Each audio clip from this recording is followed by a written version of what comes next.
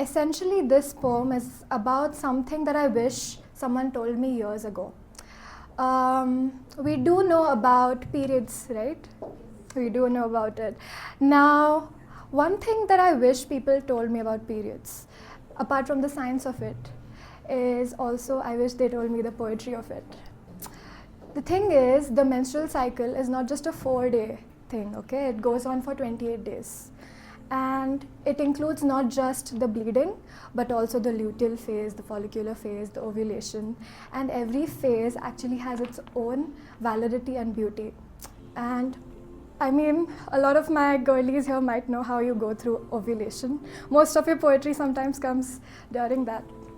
So this piece actually is from the perspective of an elder sister to her younger sister.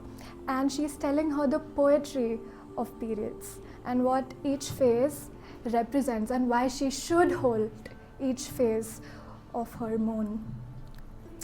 So this is called the discipline of the womb and discipline of the moon. I see you, sister. I see you hiding, carrying a city of blankets, dreading your first bleed. So let me tell you a little story. And at first, it may seem a little gory. But dear, now, I'll take you gently through it. And when we're done, it'll be like you always knew it.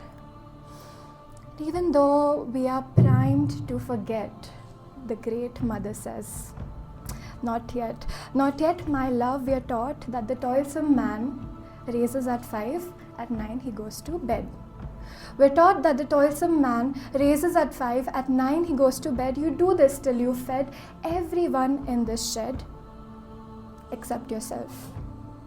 And you can only rest when it is time for the tomb. But shh. Tune now to the wisdom of the womb. It remembers. It remembers something.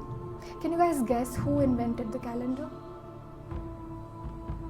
It remembers that the first human member who invented a calendar was simply a woman carving the stone, for she eavesdropped on the discipline of the moon. She held first the crescent, crowning the spring's return. Follicular flowers bloomed out of her urn. And like bees that swarm through the seas of pollen, she sculpted her thickest schemes and she sewed them. As the moon waxed full, Hyderabad pearls couldn't gleam the mystique of her ovules. The city flourished.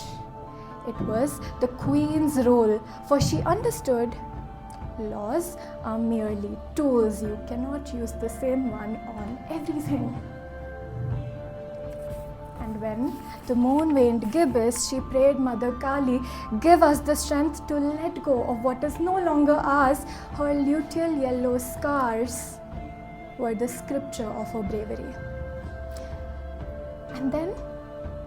And then the dark night, when the moon was new, her thighs worshipped by menstrual hues. Not all that dies disappears, it's true. She could release, she could let go, and she could rest now. Such is the tale of dignity our ancestors have spun. Phoenix woman, all the 13 times a year that you die, you have won. Our original curiosity is the original boon. Refuse this curse of the original sin. Paint red the tainted trip to the moon. Take its moon silk with us now. You too spin. All the 13 times a year that we die, we have spun. All the 13 times a year that we die, we have spun.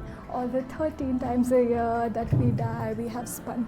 All the 13 times a year that we die, we have spun. All the 13 times a year that we die, we have won. All the 13 times a year that we die, we have won.